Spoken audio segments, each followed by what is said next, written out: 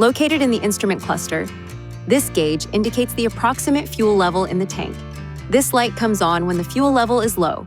Refuel as soon as practical. This arrow next to the fuel pump icon indicates on which side of your vehicle the fuel filler door is located. Push this switch to open the fuel filler door. To remove the cap, turn it counterclockwise. Put the cap on the holder on the fuel filler door while you are refueling. After fueling, turn the cap clockwise until clicking is heard, indicating that it is locked in place. Then close the fuel filler door securely. Failure to properly close the fuel filler cap or door may cause this warning message to appear. If this occurs, exit the vehicle and ensure both the fuel filler cap and door are securely closed.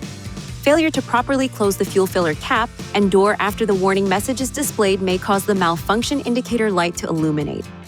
If you have taken the appropriate steps and the indicator light does not turn off, it is recommended you visit a Nissan EV certified dealer.